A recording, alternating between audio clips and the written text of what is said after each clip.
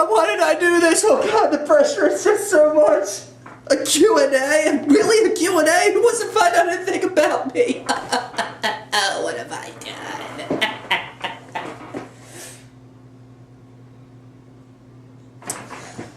So anyway, a couple weeks ago I did this little Q&A, kind of like an experiment. Just want to see if there were fans out there that want to know pretty much anything about me. Though there were some rules that I did set aside, and you all followed them really great. Nothing was too personal, nothing was overtly stupid, just enough to, you know, keep my interest. But of course, since I do have such a limited fan base, why, oh God, why? Really? I mean, come on. Or maybe they just care about my Batmobiles, not so much about the reviewer. So, take the good with the bad, I guess. So, I do have some answers for pretty much all the questions on here. There are some questions, 3 questions, like what was my first toy or collecting action figures, and I'll probably just roll that into one question and just give you one answer that'll satisfy, but whatever. This is it, my Q&A, my answer portion, and I hope you all enjoy some nice little tidbits or my personal opinions on some of these questions. The first one is from Legolas Manowar. I think I'm pronouncing that right. And he says the B&R Guardians of Gotham look awesome in my display. That's awesome. I'm really glad you enjoyed them. Hoping for more bids from you. Anyway, the question that he has is, do I plan on starting to collect and review newer licensed products? More high-end, like Hot Toys or Koto Boyaka. I think I'm pronouncing that right. DC Direct, or do I plan to stick to just vintage toys? Also, he also wants to know if I'm going to put on any more bids on eBay.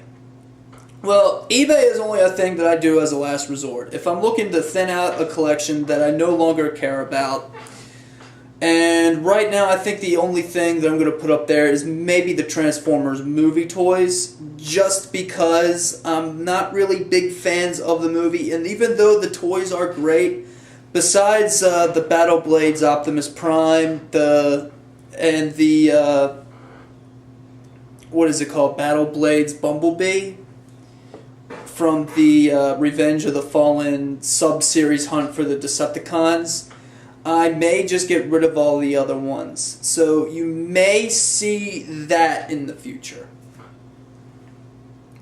But as for any of my vintage stuff, the only thing I've been contemplating, and until you see them on eBay, DC Hood 87, they are not for sale, so don't ask. But I have been contemplating on getting rid of my some of the vehicles from the Batman and Robin and Batman Forever.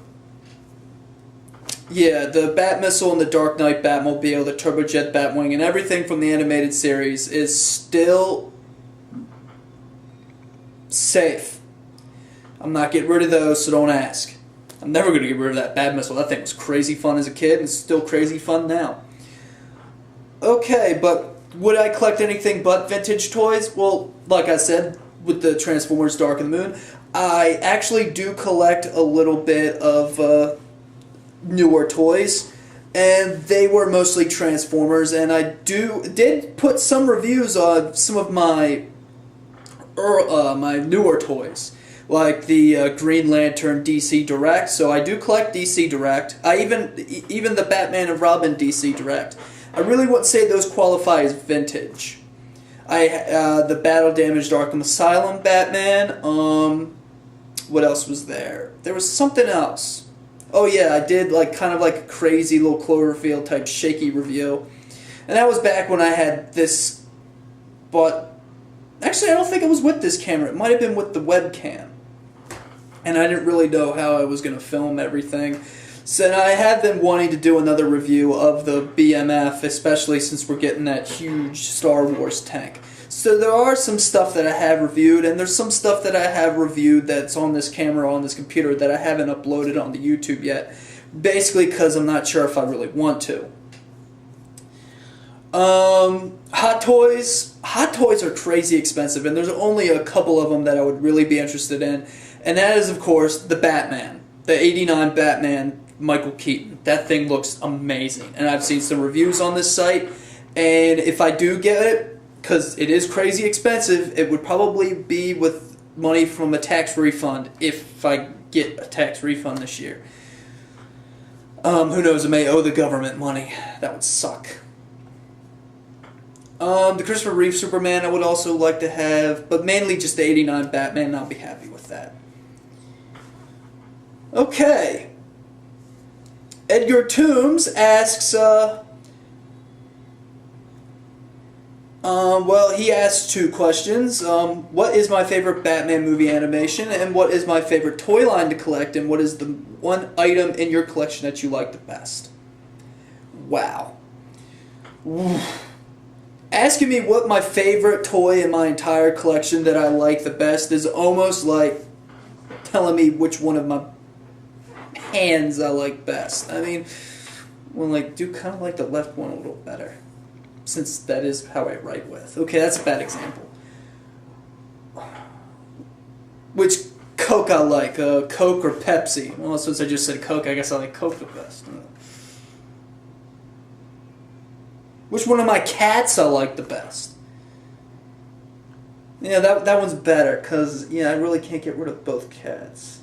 Although you've only seen Kiefer on here, because he's the only one that's not camera shy.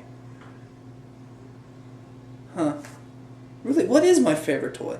Well, I guess I have to say my favorite toy that I have in my collection, and this is going to be a shocker, I haven't reviewed it yet, because I was saving it for something special, and I guess you could call it kind of like a preview of sorts. But my favorite all-time toy in my collection would either have to be, it's got to be a split, honestly, between Generation 1 Optimus Prime, the original Generation 1 Optimus Prime, and just because it's a fine piece of engineering, it's simple, yet so iconic, and it showcases one of the most fantastic characters in pop culture from the last 25-30 years. But my all-time favorite toy's got to be my Technodrome. I got that thing when I was 5 years old. I played it till it literally fell apart, and it was really the first toy to get me back into vintage collecting. I remember I found it in a comic shop for $90, minted sealed box. Of course, the box was kind of damaged to heck. But it's definitely something that I definitely had to have. Again, I saw it, I saved up the money. I even bribed the guy with $10 extra just to make sure he didn't sell it to anybody else. Yeah. I got him to say that it was paid for. And then he was just holding it because I was out of town on business or something. That's what happens when you have friends in a comic shop. So for those of you who stopped into and maybe saw a minted box Technodrome and couldn't buy it, well, sorry, it was mine. So yeah, as my favorite Batman movie animation, man, that's also like, you know, which one of my cats I like best. I mean, I like all the forms of Batman, even the silly and surreal and just god-awful that is Batman and Robin. It kind of harkens back to the 1960s television series. So I think of that as more of an homage, even if it's not indirectly an homage. But the bad puns, the over-the-top, yet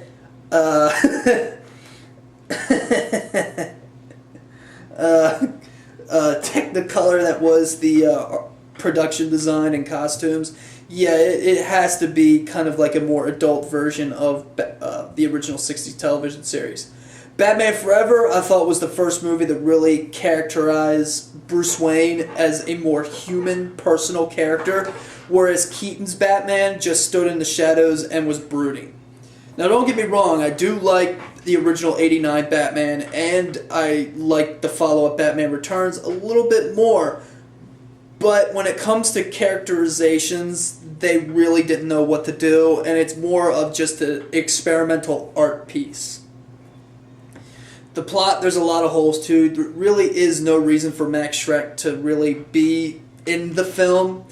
I can understand, yeah, he's bad, he wants to build a power plant, but he's not really the main villain. I mean, he's more just a businessman that has a meeting with Bruce Wayne and then later is responsible for the genesis of Catwoman. But really, his plans are more geared towards having a corrupt mayor that he can be the puppet master behind. So that's where the Penguin comes in, and I don't know, I just didn't see Max Schreck. He just really didn't fit. The sadomasochistic torture that was Selena Kyle in that movie was just... She was hot, and the leather does have some nice feelings down there, but yeah, Batman Returns, it's a better follow-up, but it doesn't follow up to the original by much. Well, the Bat Missile, that was cool. And of course there are the new modern films, and of The Dark Knight, I love the characterizations in The Dark Knight. Each character has a purpose. Lucius Fox, of course, is the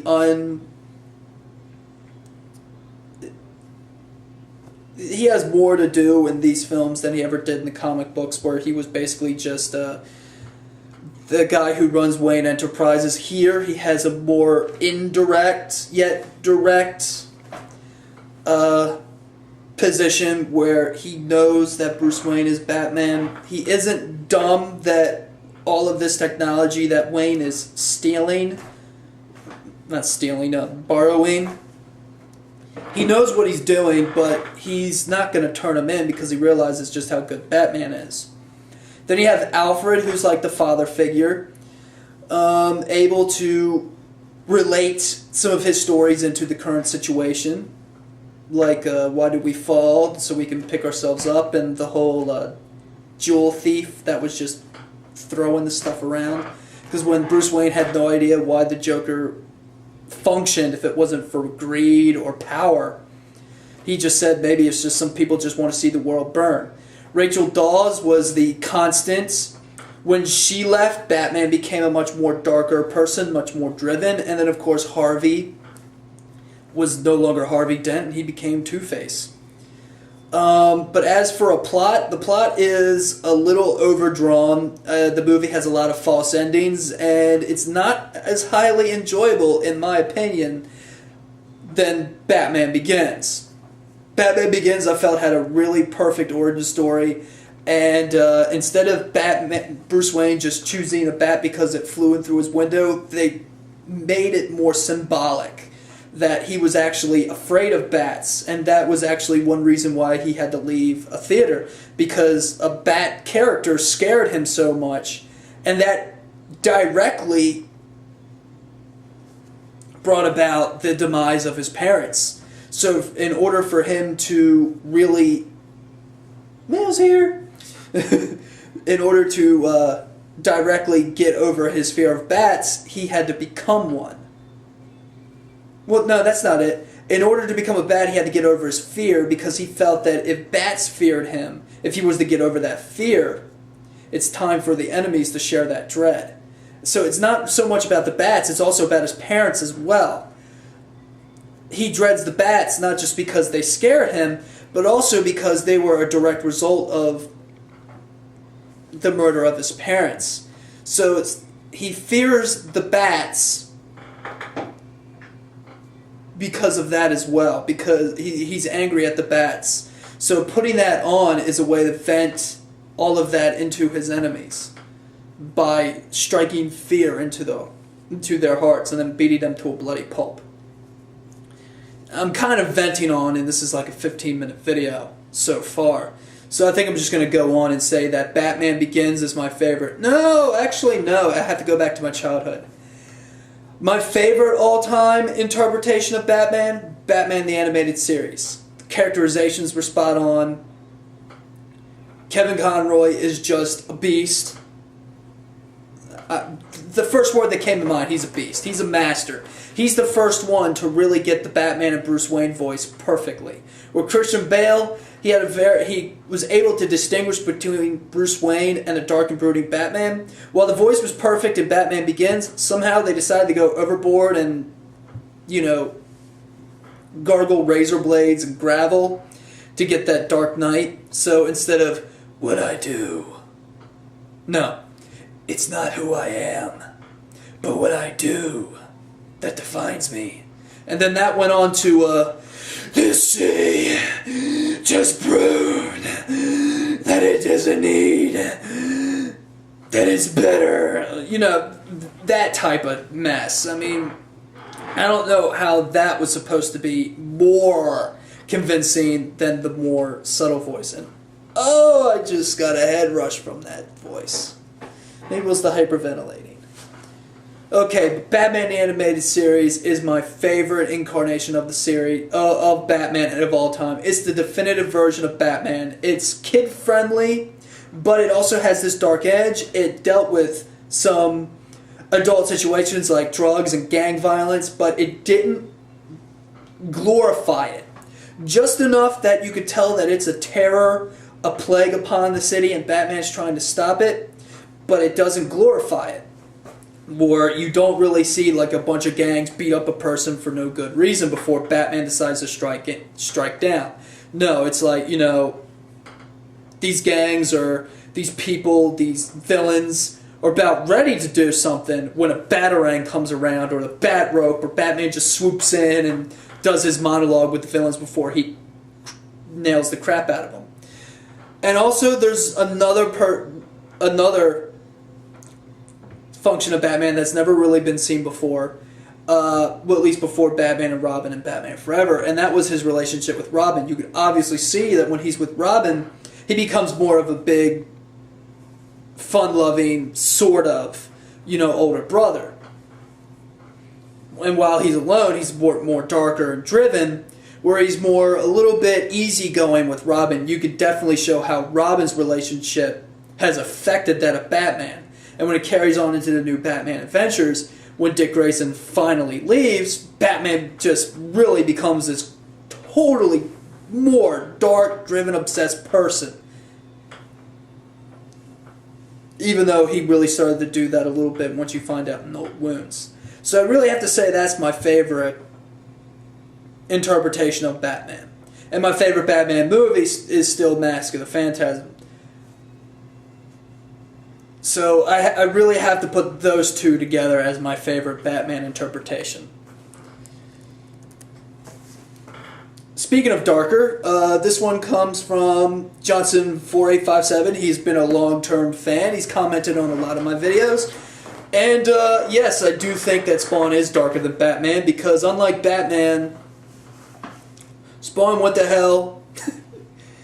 Well, actually, Spawn was betrayed by the people he worked for. He thought he was working for the U.S. government, and turns out he wasn't. So he had a little bit of a grudge. So when the devil incarnate himself decided to make him a hell spawn, and to bring about his hell army, to lead the army of hell, he said yes. I mean, and he killed people. I mean, does Batman kill people? No, he doesn't. I mean, yeah, Batman's dark and driven, but he still has that moral that he's not going to kill anybody. Spawn's going to do anything he can to get the job done. So, yeah, Spawn is definitely darker than Batman.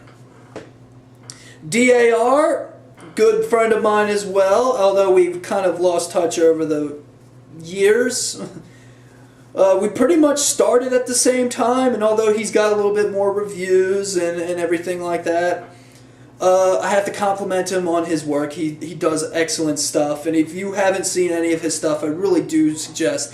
He's a kind of more of a polar opposite of mine, where he does more new stuff, mostly G.I. Joe related, but his stuff is pretty good. Also anime. I think I saw a couple of Street Fighter reviews.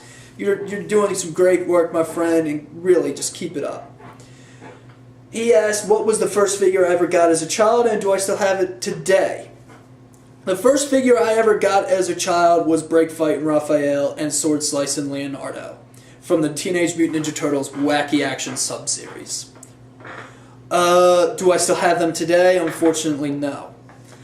I actually did have them when I moved from my childhood home to here, but somehow along the line, they went missing.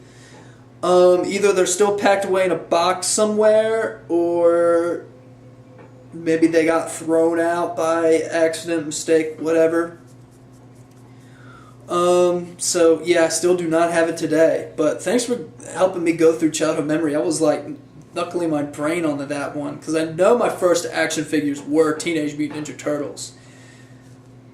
And I did remember that I did have 4 of them to start out with, along with the Turtle Van. But those first 2, I definitely do remember, and that actually goes to Super Mario's question. Super Mario asked how I became interested in action figures, have I ever received any negative comments from friends, family, and etc. because of the hobby, and I...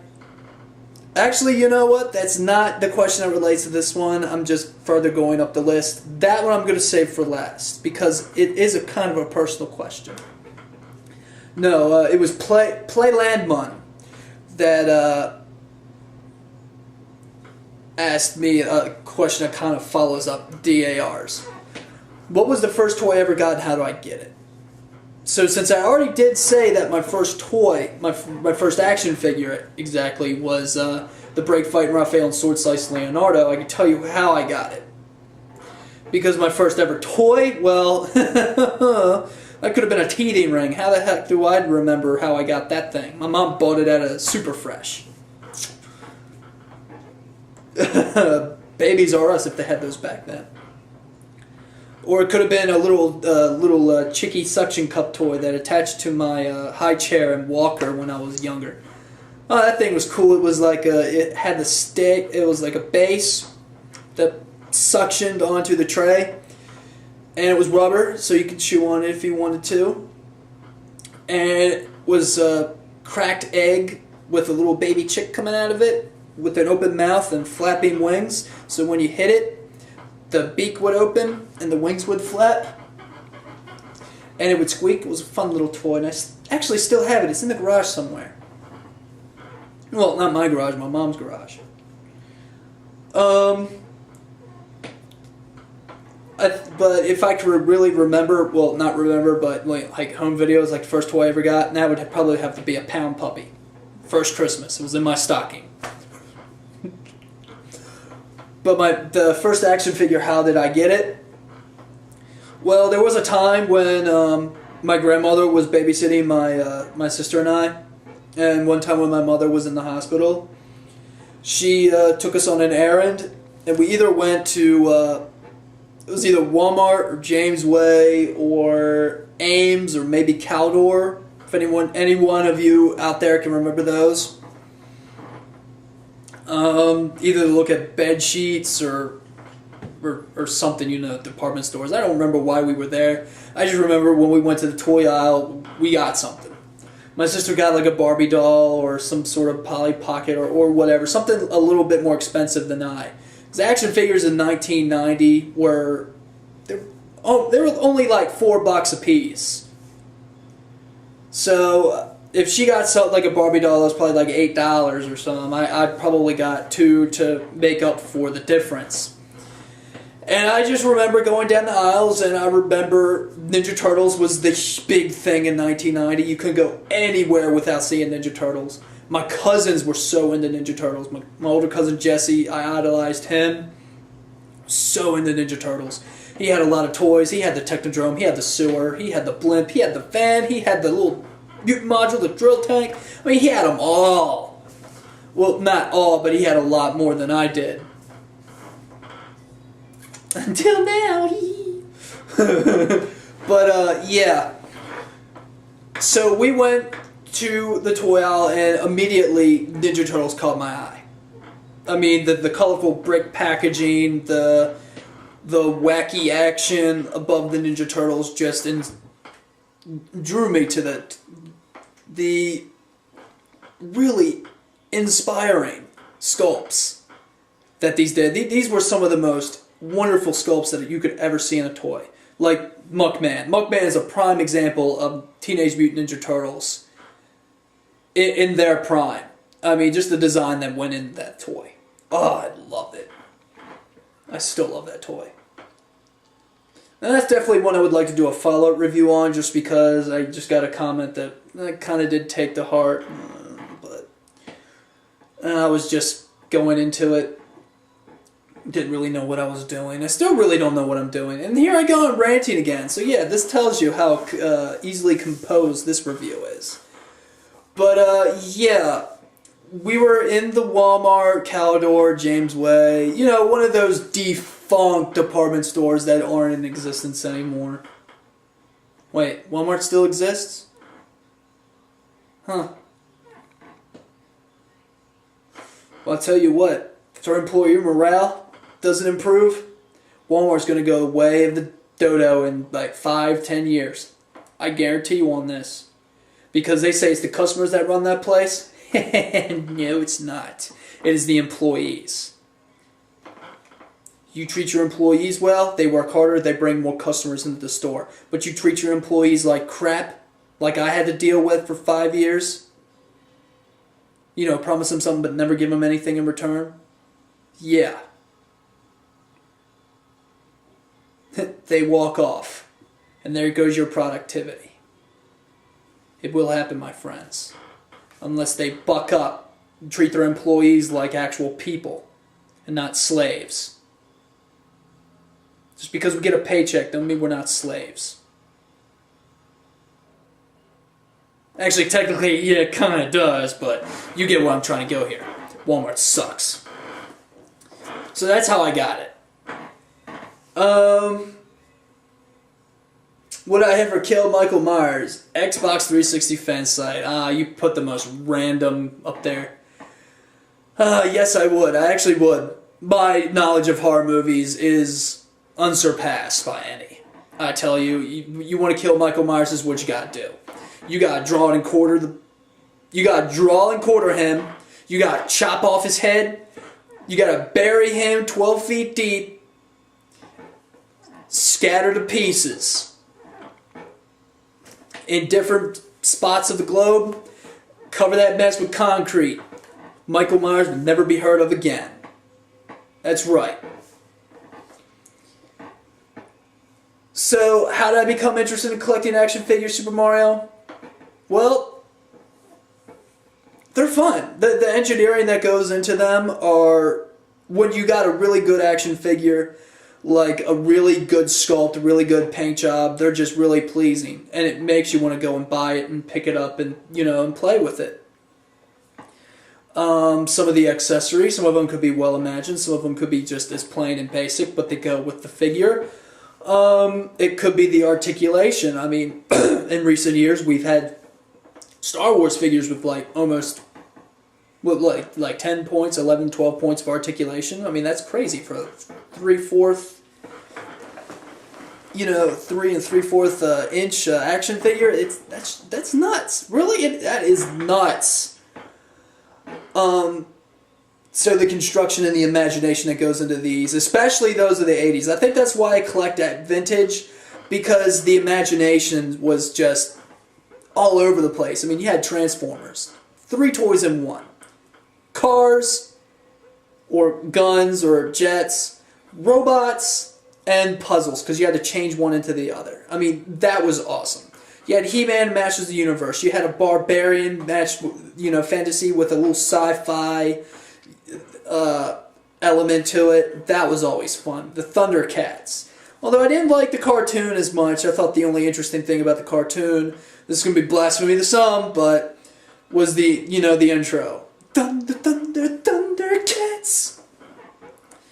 The Teenage Mutant Ninja Turtles, G.I. Joe, I mean, toy lines were just... I know I'm missing a lot, like Rock Lords and GoBots and Voltron, and you know, a lot of these were toys first, and then they became cartoons to sell the toys. So now it's more or less you're just trying to sell toys just to sell toys, and I think that's one reason why a lot of these newer toy companies are failing with the kiddie crowd, because they're trying to compete with video games, but they really lost sight on what it was to be a really great action figure company. So have I ever received any negative comments from friends and family, etc.? Well, I haven't really received any negative comments. A lot of them really don't like that I spend a little too much time with this hobby. They say I should get a life, but when I became interested in collecting action figures, it was really my dad that got me started in the hobby. Like when I said I used to idolize my cousins, whenever we used to play Ninja Turtles over at his house, my dad would actually have like a mental checklist. All the toys that I was playing with, he would actually go out to the stores and buy like throughout the year. So I would have like, for Christmas, I would have like a truckload, or at least a car trunk load, full of action figures that year. I mean, the stuff would be stacked as high as my fireplace mantle, and that is no freaking joke. I mean, the Technodrome box was huge.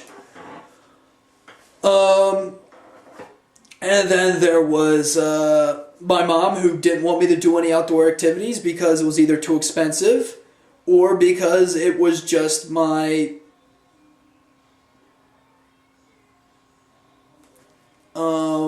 it just was, she didn't want me to get hurt, and that's just what happens with kids. She sensitized me a little too much. It even got to the point where it's like I didn't even like going outside. So my life was action figures and comic books and, you know, collector's cards. That was my life. Do I regret any of it? No. Did I wish my mother raised me any different? No. She did what she, you know, she did what she felt she had to do.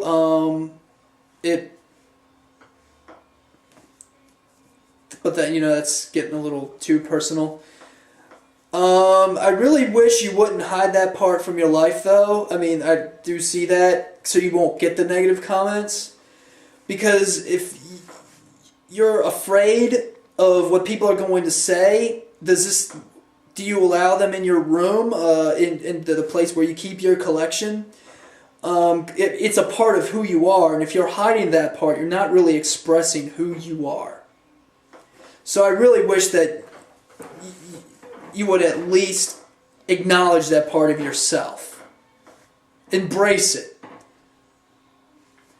Because one of these days, if you don't, you're going to look at your collection and you're going to think you just wasted your life. Like, I have a good life. I actually do extracurricular activities. I have taekwondo. I have friends at work. Relationships, you know, may not be, you know, too great because of the hobby, but if they like me for who I am and they're willing to accept it, you know, awesome. But if there ever really came that time where if I really did feel really special about someone I was dating and she didn't like the collection and I felt it was either her or the collection, it's going to be her. I mean, it's probably going to be like that one of these days. But for now, I embrace this collector hobby so much that I put it on YouTube for everyone else to share. And I'm really glad I have as many fans as I do. And I'm really glad that I have these subscribers. And I'm really glad that I have these requests. And people that really take interest in what I have to say about my collection. For that, I thank you. And this question and answer wouldn't be possible without you. So before I hit the 35-minute mark, I think I'm just going to sign off here. I'm going to have more videos in the future. They're going to be put up whenever I have the opportunity to do so. So, I wish you all a great day. Keep on collecting, and I really do hope that some of my reviews actually inspired you to do the same.